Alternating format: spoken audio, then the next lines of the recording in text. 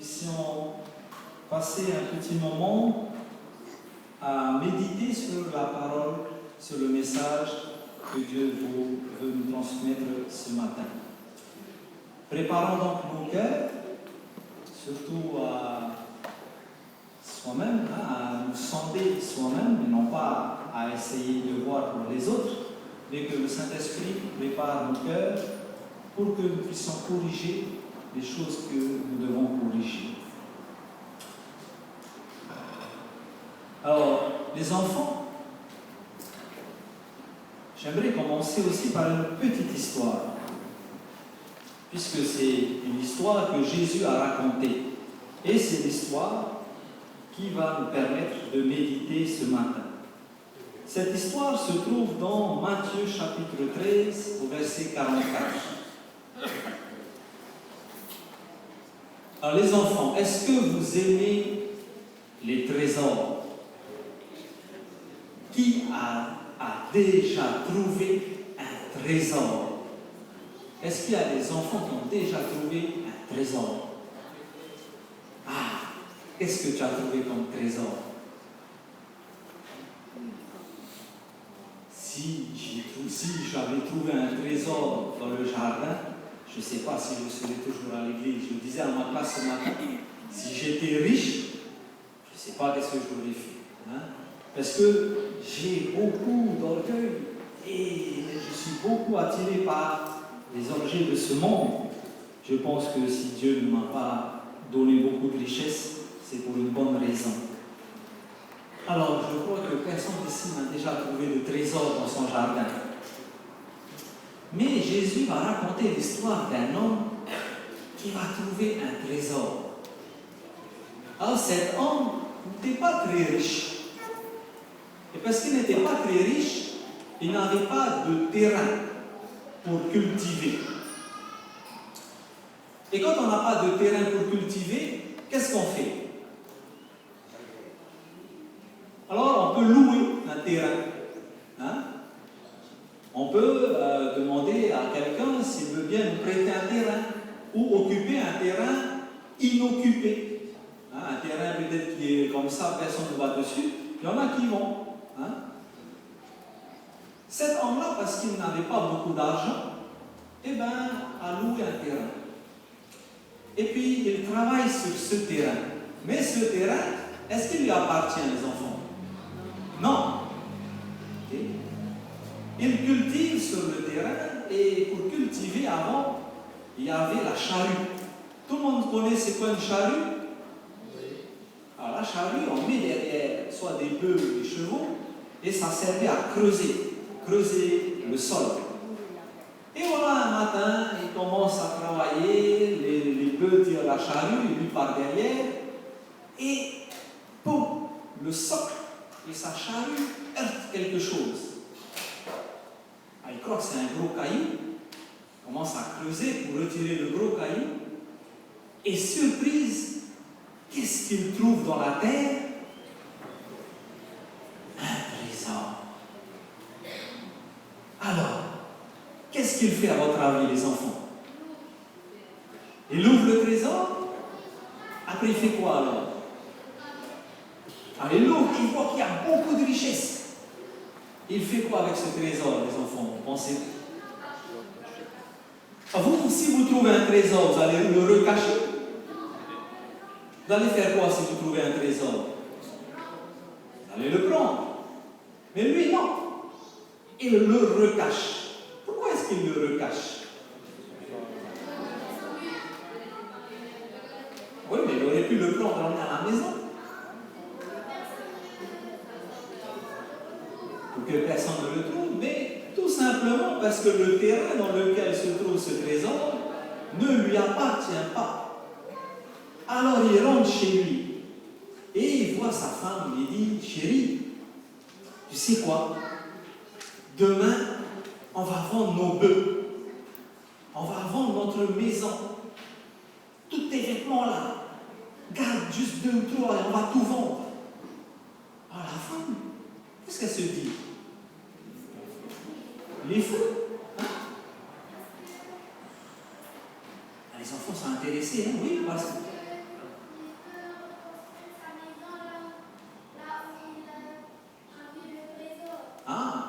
Peut-être. Hein? On va tout vendre. Et avec l'argent qu'on va avoir, on va acheter le terrain sur lequel je suis en train de travailler. Même les amis le prennent pour un fou. Pourquoi est-ce qu'ils le prennent pour un fou? Parce que eux ne savent pas qu'il a trouvé un bien encore plus précieux que ce qu'il avait déjà. Et ils vendent tout avec joie et avec hâte. Et quand il a de l'argent, assez d'argent, il achète le terrain. Et bien sûr, devient propriétaire du trésor. L'histoire ne nous dit pas ce qui s'est passé après, mais effectivement, peut-être Monaco, avec ce trésor, il a pu construire une plus belle maison encore qu'avant. C'est l'histoire que nous raconte Jésus en ces quelques mots dans Matthieu chapitre 13, verset 44. Le royaume des cieux est encore semblable à un trésor caché dans un champ. L'homme qui l'a trouvé le cache, et dans sa joie, il va vendre tout ce qu'il a et achète ce champ.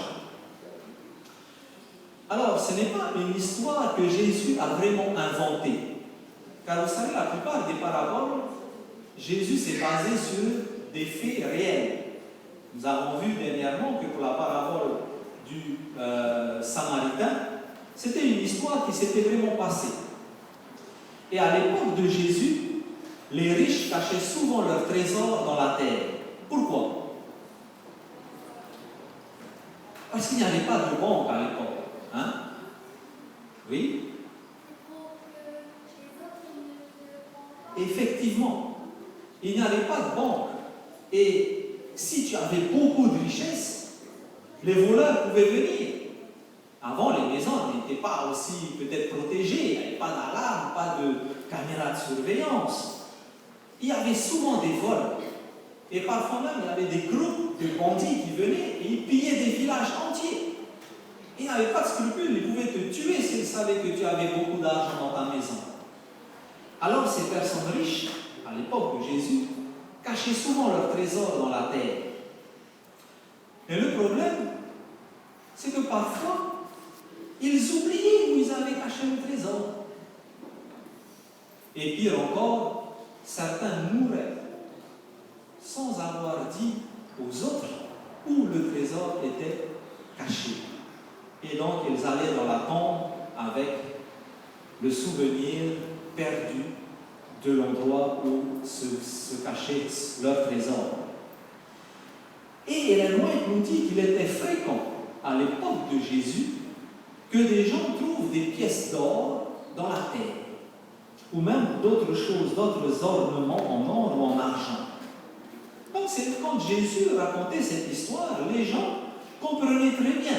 Nous, aujourd'hui, peut-être, c'est pas trop de notre temps, mais à l'époque, ils comprenaient très bien qu'on pouvait trouver des trésors dans la terre. Pourquoi Jésus raconte cette parabole? Alors, il compare le royaume des cieux à un trésor qui est comment? Qui est caché. Donc, si Jésus raconte cette parabole, c'est pour expliquer aux gens qui sont autour de lui que peut-être vous avez un trésor parmi vous, mais que vous ne voyez pas encore. D'ailleurs, quand on lit tout le chapitre 13, Jésus va raconter beaucoup de paraboles à une grande foule. Et au verset 10, les disciples vont dire à Jésus, « Jésus, pourquoi tu nous racontes tant de paraboles? Pourquoi tu nous racontes toutes ces histoires ?» Voilà ce que Jésus va répondre à ses disciples. On est au verset 14.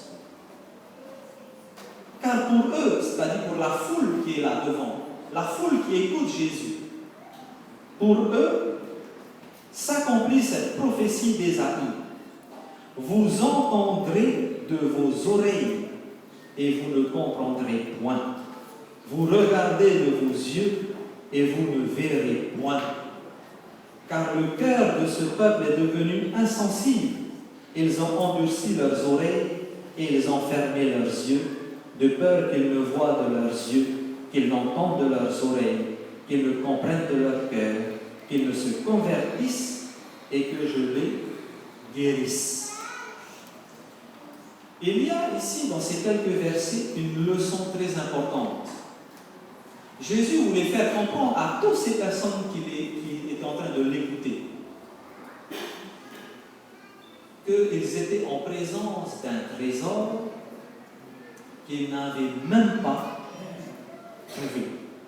Pour eux, le trésor restait comment? Caché. Quel était ce trésor? C'était Jésus. Jésus, le Fils de Dieu, le sauveur de ce peuple, était parmi eux, en présence réelle. Il parlait avec lui, il le côtoyait. Mais beaucoup ne l'ont pas reconnu comme le trésor. Qu'est-ce qu'ils ont fait au contraire? Ils l'ont crucifié. La question pour nous, et c'est ce que nous allons essayer de voir ce matin, est-ce que parfois nous ne sommes pas comme cette foule? Pourtant, cette foule écoutait Jésus, voyait Jésus, mais ils n'avaient pas décelé en Jésus le trésor qu'il était réellement. Combien d'entre nous venons, entendons, lisons peut-être, mais est-ce que nous avons réellement trouvé le trésor qui se cache dans l'Évangile, dans la parole de Dieu? Le champ qui renferme le trésor représente les Saintes Écritures. Donc le champ, c'est quoi? C'est ça. C'est la Bible, le champ. Et le trésor, c'est l'Évangile. C'est-à-dire que dans la Bible se cache un trésor. De nombreuses personnes passaient devant ce terrain tous les jours. Vous vous rendez compte? Tous les jours, les gens passaient et ne se doutaient même pas que quelque part dans ce terrain, il y avait un trésor immense. De la même manière, beaucoup de chrétiens passent devant leur Bible tous les jours. Peut-être pressés en allant au travail, on passe devant, ou peut-être même on l'a dans notre voiture, on l'a dans notre sac, et on ne se doute même pas que nous avons en notre possession un champ qui renferme un trésor. Ce qui est intéressant dans cette parabole, c'est que Jésus, n'a pas dit que la Bible, c'est le trésor. Mais c'est un champ. Et pour pouvoir trouver le trésor, il faut faire quoi? Il faut creuser, chercher. Si on regarde seulement la surface, on peut considérer ce terrain comme n'importe quel autre terrain. N'est-ce pas? On passe, on regarde, bon, c'est un terrain comme les autres. Il y a de l'herbe, il y a des arbres, c'est tout. Si on regarde à la surface, on peut considérer que la Bible est un livre comme les autres. Mais ce n'est qu'en cherchant, en creusant de plus en plus, que l'on va s'apercevoir que c'est un livre qui renferme un trésor bien plus grand que tout ce que le monde peut nous offrir.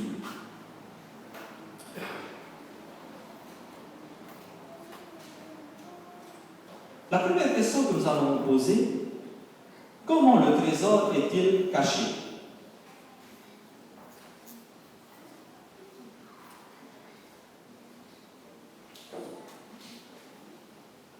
C'est pas grave, il n'y a plus de projection. Comment le trésor est-il caché? Alors, Ellen White nous donne une première piste. Elle nous parle de l'orgueil. Quand Jésus parle dans cette parabole, comme je vous ai dit tout à l'heure, il parle à des juifs et surtout à des pharisiens. C'est-à-dire, si c'est à notre époque, il parle à des adventistes. Cette parabole, ce n'est pas une parabole que Jésus a dit pour les païens, mais pour les gens de son peuple, pour nous, adventistes du 7e jour. Et qu'est-ce que Jésus dit? Vous êtes encore peut-être aveuglés. Dieu est à l'origine de toute la science, de toute l'intelligence. Mais les pharisiens s'étaient accaparés, on va dire, les privilèges de cette science. Et parce qu'ils étaient devenus orgueilleux, ils n'avaient pas reconnu Christ, leur Sauveur.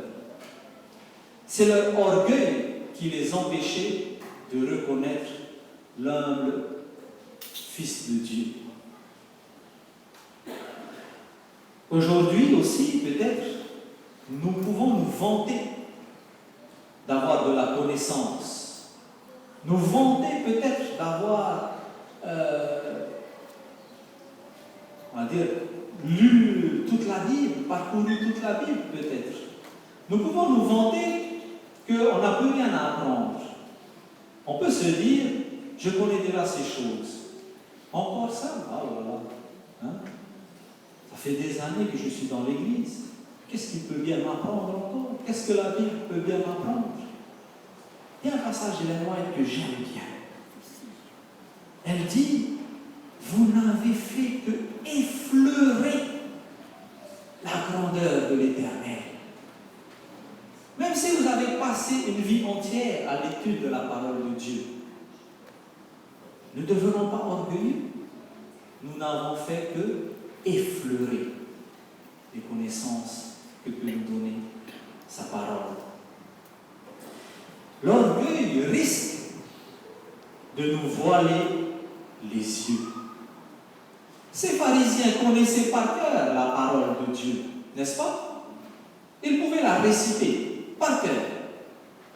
Mais l'orgueil les avait empêchés de voir quels étaient les problèmes de leur cœur. Et quel était le plus gros problème de leur cœur? L'orgueil, la cupidité. Le trésor qui se trouve dans la Bible, ce n'est pas la quantité de connaissances que vous pouvez avoir, mais c'est ce que la parole de Dieu peut vous montrer de votre caractère. Dans Matthieu 13, le verset qu'on avait vu tout à l'heure, Jésus disait, « Ils ont des yeux, mais ne voient pas. Ils ne veulent pas entendre, car ils ne veulent pas que je les guérisse. » Nous ne voulons pas souvent reconnaître nos erreurs. Et dans notre orgueil, nous pouvons lire la Bible, mais nous considérons que toutes ces paroles sont bonnes pour les autres, mais pas pour nous-mêmes. Comment encore le trésor peut être caché? Par les traditions. Les Juifs avaient beaucoup de traditions. Pourtant, ces traditions étaient basées sur des ordres divins, n'est-ce pas? Toutes les cérémonies, les fêtes, est-ce que ça venait de Dieu? Oui, bien sûr. Toutes ces fêtes venaient de Dieu. Mais qu'est-ce qui s'est passé? Eh bien, les pharisiens avaient, on va dire, rajouté des choses qui n'étaient pas divines, qui n'étaient que de Dieu, qui n'étaient que des hommes. Et puis surtout, ils s'étaient accaparés les honneurs concernant ces fêtes. Et ces fêtes étaient devenues des traditions, c'est-à-dire juste une coutume. Ils le faisaient parce que c'était dans leur coutume, hein, les parents avaient transmis cela de père en fils à leurs enfants, et puis voilà, ils pratiquaient cela juste par tradition. Mais quand Jésus, qui était justement l'accomplissement de toutes ces fêtes, toutes ces traditions est venu, ils n'ont même pas reconnu Jésus comme l'agneau de Dieu. Trop accaparés par leur tradition. Est-ce que nous aussi, on ne peut pas parfois rater de trouver le trésor parce que trop accaparés par nos traditions. Il y a dans les traditions, on va dire, une part divine, comme je disais tout à l'heure. Hein? Il y a une grande part qui vient de Dieu dans toutes ces traditions. Mais parfois, nous mettons notre côté humain. Et parfois, surtout, les choses, on va dire, qui devraient nous encourager à tourner nos regards vers Dieu, ne deviennent que des traditions. Je vais vous donner un exemple très simple. Le sabbat. Le sabbat est une institution de Dieu, n'est-ce pas? Mais combien viennent de sabbat que par tradition? Il y a eu une étude qui a été faite, et vous savez que beaucoup d'adventistes, même s'ils ne croient pas trop en Dieu et tout, même s'ils n'étudient pas vraiment leur école du sabbat, n'ont pas une relation fervente avec Dieu, beaucoup aiment venir à l'église. Ils aiment juste parce que c'est devenu une tradition pour eux. Parce que depuis petit, peut-être, les parents les emmènent à l'église. Peut-être parce qu'ils peuvent voir leurs amis, rencontrer des copains. Il y en a qui aiment peut-être aussi entendre les chants. Mais le danger, c'est que nous attachons notre religion, notre foi uniquement sur ces traditions. D'ailleurs, ça peut parfois se voir, rien que dans les statistiques. Lorsque l'on voit que de nombreuses personnes viennent depuis des années à l'église, mais que depuis des années, il n'y a jamais eu de progrès concernant l'étude de l'école du sabbat, par exemple. Que des personnes viennent depuis des années à l'église, mais que depuis des années, sur leur banc, ils sont plus ailleurs qu'en train d'écouter la parole de Dieu. Et cela, c'est depuis des années que c'est comme ça. Ça veut dire que leur présence est plus de l'ordre du traditionnel que de leur profonde communion avec Dieu. Leur présence est plus de l'ordre de l'habitude plutôt que de leur réel amour pour Dieu. Nous aussi, nous pouvons tomber dans le piège des traditions. Un troisième aspect que l'esprit de prophétie nous donne, c'est l'amour de la chair.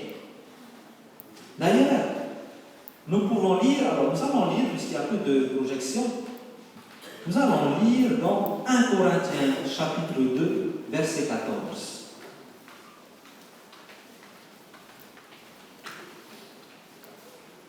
1 Corinthiens chapitre 2, verset 14. Donc je vous invite à prendre votre Bible.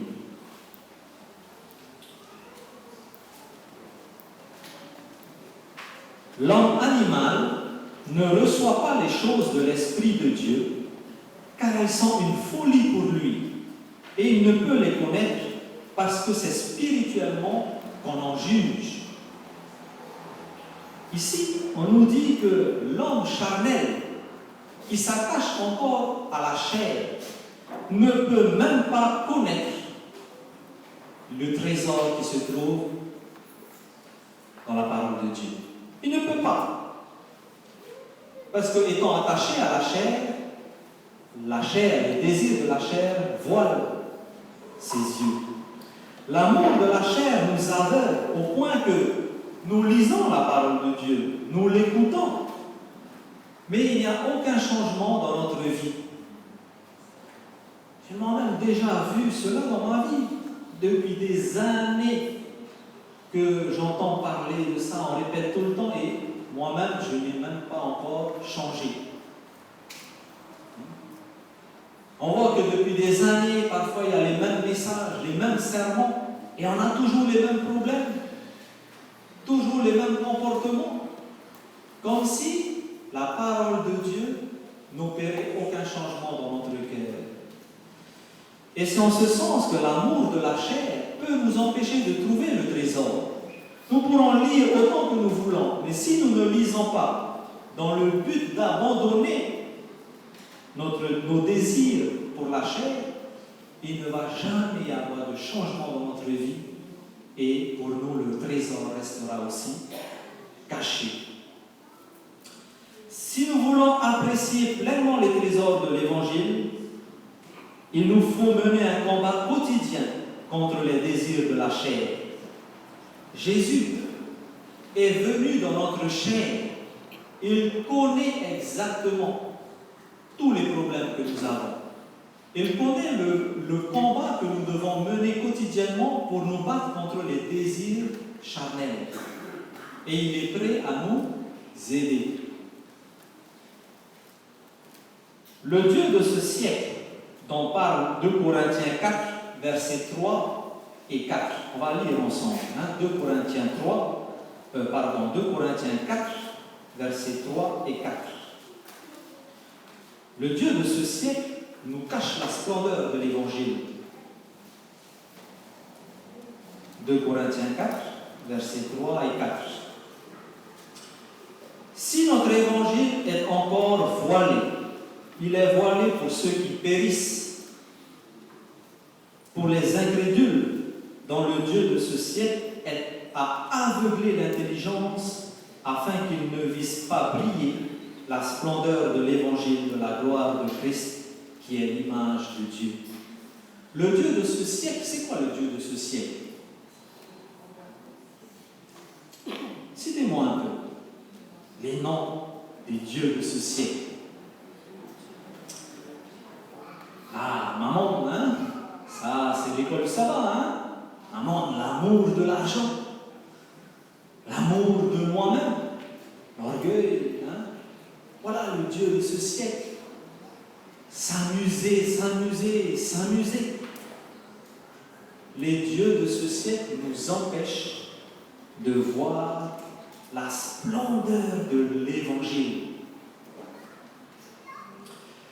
Il nous faut donc combattre chaque jour contre nos désirs charnels, sans quoi nous ratons le trésor qui se cache dans la parole de Dieu. Dans le livre Parabole de Jésus, à la page 83, Ellen White nous dit: Dieu ne cache pas sa vérité aux hommes. Ce n'est pas Dieu qui a fait exprès de cacher le trésor.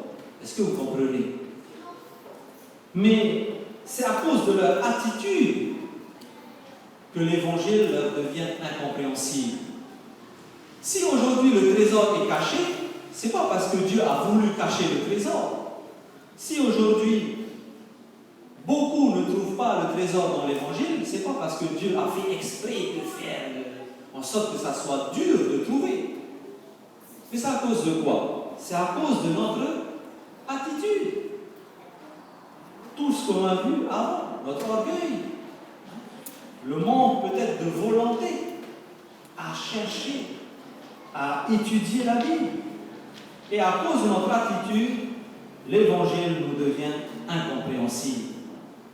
Et pourtant, quelle valeur a ce trésor? La valeur de ce trésor dépasse tout ce que l'on pourrait espérer sur cette terre. La valeur de ce trésor est incalculable. Car ce trésor, c'est Jésus. Et Jésus est le premier et le dernier. Il est infini. Il n'a aucune valeur. L'homme ne peut pas donner de valeur. Mais dans sa cupidité, l'être humain, que l'on peut voir au travers de Judas, a donné une valeur à Jésus. Quelle valeur est-ce que Judas a donné à Jésus? 30 pièces d'argent. La valeur d'un esclave. Aujourd'hui, combien d'êtres humains considèrent l'Évangile comme quelque chose sans valeur? La valeur d'un esclave. Vous imaginez le roi des rois, Dieu le Créateur, a été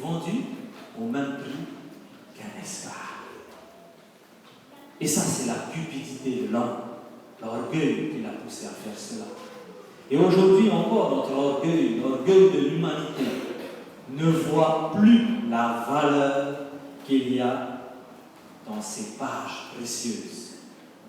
La valeur du trésor qui est l'évangile de Jésus. Au lieu de lire la Bible, nous préférons lire peut-être des livres qui vont nous faire miroiter des richesses. Alors, il n'y a pas d'image, c'est dommage, mais j'ai trouvé des livres. Alors, il y a celui-là par exemple, qui s'intitule « Comment devenir riche et célèbre ». Donc, c'est un livre qui, soi-disant, vous explique comment vous pouvez devenir riche et célèbre. Alors, il y a un autre livre encore qui s'intitule « Réveillez votre génie ». Donc, c'est un livre qui vous propose de faire quoi? De devenir intelligent. Donc, il y a des livres qui vous promettent des choses. Des livres qui vous promettent les secrets pour devenir riche, pour devenir intelligent. Alors, j'aime bien celui-là. Les secrets pour prendre du muscle. Tome 1, ça veut dire qu'il y a un tome 2 aussi. Il y a même des livres qui nous promettent de nous donner tous les secrets pour devenir musclés. Il y a des livres entiers qui nous promettent bien des choses. Est-ce que vous connaissez un seul livre sur toute la terre qui vous promet la vie éternelle?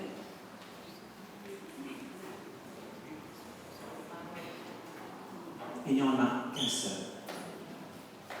Il n'y a jamais eu aucun livre dans toute l'humanité qui vous propose la vie éternelle et qui vous donne la solution. Oh, on peut inventer bien des choses, mais personne n'a jamais encore proposé à l'homme la vie et le bonheur éternel. Que ce livre. Et c'est en ce sens que le trésor que renferme la parole de Dieu est un trésor inestimable. Oh, nous pouvons perdre du temps, peut-être, ou peut-être pas perdre, utiliser notre temps pour avoir de l'argent. Nous en avons besoin, pour avoir de l'intelligence. Mais n'oublions pas que ces choses, c'est Dieu qui nous les donne. Nous avons vu ce verset dans les Proverbes. Dieu donne autant à ses enfants pendant leur sommeil. Si nous nous attachons à ce que Dieu veut bien nous donner, notre vie pourrait devenir beaucoup moins stressante peut-être. La Bible, vous allez me dire, oui, bon, la vie éternelle c'est bien. Peut-être pour les jeunes, bon, c'est bien la vie éternelle. Mais pour le moment, je vis encore sur cette terre. J'ai encore besoin d'aller à l'école, j'ai encore besoin d'intelligence. Et c'est ça aussi qui est extraordinaire avec ce livre. C'est que dans ce livre, il n'y a pas que des trésors pour la vie éternelle, mais il y a aussi des trésors pour la vie terrestre. Il y a dans ce livre de nombreux conseils. Des conseils pour bien gérer son argent. Pas pour devenir spécialement riche, mais pour ne jamais manquer de rien. Il y a des conseils pour être en bonne santé. Pas pour être le plus musclé, mais pour éviter la plupart des maladies. Il y a dans ce livre les trésors pour rendre notre intelligence bien plus grande que l'intelligence que peut proposer le monde. Pas pour devenir le plus grand savant ou le premier de la classe spécialement, mais pour avoir la sagesse. Ce livre nous révèle comment vivre heureux sur cette terre et comment vivre heureux dans le pays que nous promet notre Seigneur. La Bible ne nous promet pas une vie sans difficulté et une vie sans problème, mais la Bible nous promet une vie équilibrée, une vie basée sur quoi? Sur l'amour, sur la joie, la paix, la patience, la bonté, la fidélité, la bienveillance, la douceur, l'obéissance, la bonne santé, la tempérance. Voilà les trésors que nous pouvons trouver dans ce livre. Ne soyons pas attirés par on va dire, les promesses attirantes de ce monde. Je te propose d'être riche du jour au lendemain. Parfois on tombe dans ce piège. Parfois même on tombe dans des pièges qui nous coûtent cher. J'en connais qui se sont lancés dans quelque chose. Qu'en est-il de la parole de Dieu? Est-ce que la parole de Dieu nous promet des choses sans tenir ses promesses? Voilà ce que l'esprit de prophétie nous dit. Nul ne peut sonder les Écritures dans l'esprit du Christ sans en être récompensé. Celui qui sonde les Écritures sera toujours récompensé. Pas spécialement par de l'argent, mais sera toujours récompensé. Donc l'étude de la Bible n'est jamais vaine. Dans Parabole, page 86, la parole de Dieu doit être l'objet de notre étude. Nous devons apprendre à nos enfants les vérités qu'elle contient. C'est un trésor inépuisable.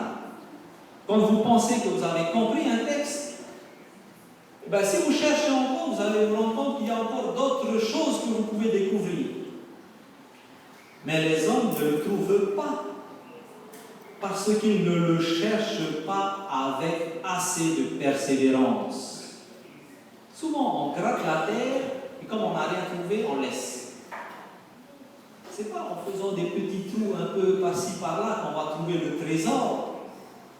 Ce n'est pas en feuilletant quelque peu, voilà, on lit un peu et puis c'est suffisant. Il nous faut chercher avec persévérance. Notre salut dépend de la connaissance de la vérité que renferment les Écritures. La volonté de Dieu est que nous la possédions. Dieu désire que nous possédons ce trésor. Sondez les précieuses pages de la Bible avec des cœurs affamés. Explorez la parole de Dieu comme un mineur explore la terre pour découvrir de l'or. J'ai vu un reportage d'un couple australien. Ils ont des hectares de terrain. Ils passent toute leur journée, parfois 15 heures, à creuser la terre. Ils ne sont que deux. Et c'est un véritable labyrinthe qu'ils ont creusé pendant des années. Et ils cherchent encore le filon. Ils ont trouvé quelques petits trésors. Mais ça ne leur suffit pas. Ils veulent encore chercher jusqu'à ce qu'ils vont trouver le filon d'or qui va leur donner la richesse. Nous devons aussi être comme ça. Chercher, ne jamais nous fatiguer, abandonner nos recherches. Nous devons rechercher comme des mineurs explorent la terre pour découvrir des filons d'or. Ne vous lassez pas dans vos recherches jusqu'à ce que vous soyez au clair, et là ce qui est important, au sujet de vos rapports avec Dieu et de sa volonté à votre égard. Ne recherchez pas pour corriger les autres, mais recherchez pourquoi? Pour se corriger soi-même. Nous devons sonder les Écritures pour savoir si je suis en règle avec Dieu. Quelles sont les conséquences de la négligence de notre recherche? Si nous négligeons de rechercher le trésor, qu'est-ce qui va nous arriver? Satan incite les hommes à penser que l'on peut acquérir de merveilleuses connaissances au dehors de Dieu. Par un raisonnement séducteur, il amena Adam et Ève à douter de la parole de Dieu, à accepter des théories qui les a conduits à la désobéissance. Si nous négligeons de sonder les Écritures pour y trouver la vérité, le chemin et la vie, alors c'est le père du mensonge, Satan, qui prendra soin de remplir nos pensées et notre intelligence. Si nous négligeons de rechercher Jésus, l'Évangile dans sa parole, qui va prendre la place? C'est Satan. Car notre cerveau ne peut pas rester vide. Dieu a fait ainsi que notre cerveau est une machine extraordinaire pour emmagasiner, pour connaître toujours plus.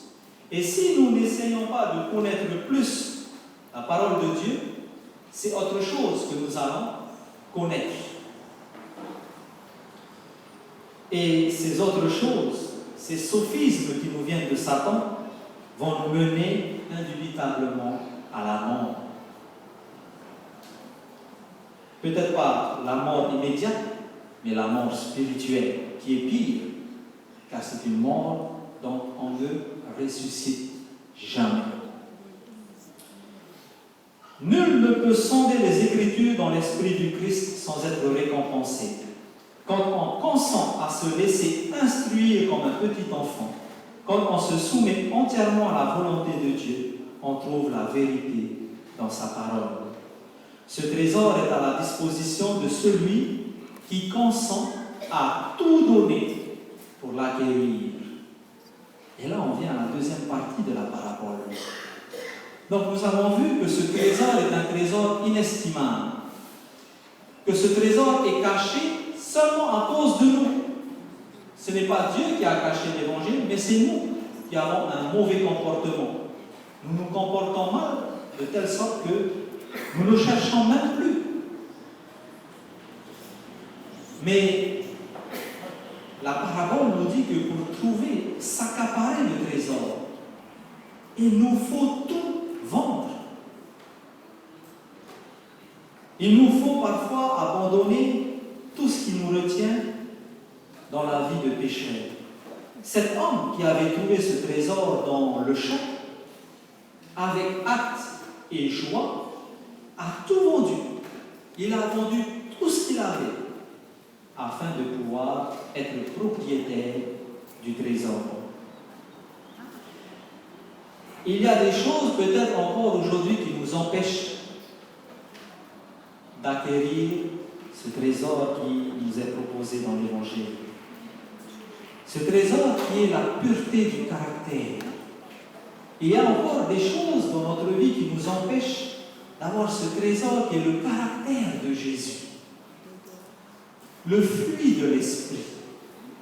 Et si nous n'acceptons pas de tout vendre, de tout abandonner ces choses qui nous retiennent, nous ne serons jamais propriétaires du trésor. Nous allons vivre toute notre vie. Imaginez si cet homme n'avait pas vendu ce qu'il avait. Tous les jours, il va aller labourer ce champ, en sachant qu'il y a un trésor sous ses pieds, mais sans jamais en devenir le propriétaire. Quel échec, j'ai envie de dire. Quel échec dans sa vie, si jusqu'à sa mort, il va labourer un champ qui renferme un trésor, et il sait qu'il y a un trésor, mais parce qu'il n'est pas capable de vendre ce qu'il a, il ne sera jamais propriétaire du trésor. Ne soyons pas comme ça. Nous connaissons la valeur de la vie éternelle. Nous savons aussi quelles sont les choses que nous devons faire. Jésus disait, si tu veux me suivre, tu as des choses à faire. Vends tout ce que tu as et suis-moi. C'est ce qu'il disait au jeune homme riche.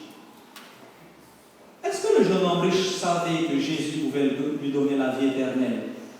Bien sûr, quand il est venu voir Jésus, il a dit, Maître, que dois-je faire pour avoir la vie éternelle? Le jeune homme riche connaissait la valeur du trésor. Il avait reconnu en Jésus le trésor de l'Évangile. Mais il n'était pas prêt à tout vendre pour être propriétaire légal de ce trésor. Dieu nous propose d'être les héritiers du roi des rois, d'être citoyens du ciel. Mais nous devons abandonner certaines choses. Chacun réfléchit. Chacun sait ce qu'il doit abandonner. Moi-même, j'ai des choses que je dois laisser. Il y a des choses qui nous empêchent de suivre Jésus. Et si aujourd'hui, nous ne décidons pas de le faire, Ne pensez pas que ce sera plus facile plus tard. Plus vous tardez à abandonner ces choses qui vous retiennent dans le péché, qui vous retiennent dans ce monde, et plus ce sera difficile plus tard de le faire. Chers amis, c'est un message que nous connaissons, une parabole que nous connaissons. Mais même après tant de prédications sur cette parabole, on peut constater qu'on a encore gardé certaines choses. Est-ce que vous êtes aujourd'hui, est-ce que nous sommes aujourd'hui propriétaires de ce trésor? Est-ce que nous avons tout vendu pour acheter le terrain qui renferme le trésor? C'est une question personnelle. S'il y a encore des choses qui vous retiennent, dites-vous que ce que vous allez abandonner ici-bas, de toute manière, un jour, il va se perdre. Mais au contraire, plutôt que de tourner nos regards sur ce qui va rouiller, sur ce qui va disparaître un jour, tournons nos regards vers le trésor éternel. Ce sont des paroles que nous entendons souvent, mais que nous avons parfois du mal à mettre en pratique. C'est la prière pour chacun, ma prière pour chacun de nous ce matin. Que ce ne soit pas juste des paroles que nous avons entendues, mais que nous acceptions que Jésus fasse le ménage dans notre cœur. Que nous acceptions de tout remettre à Jésus et de le suivre. Nous allons terminer ensemble par un dernier verset qui se trouve dans Proverbes chapitre 2, versets 3 et 5 à 5. Alors, Proverbes chapitre 2, versets 3 à 5. Je vous laisse le temps de chercher.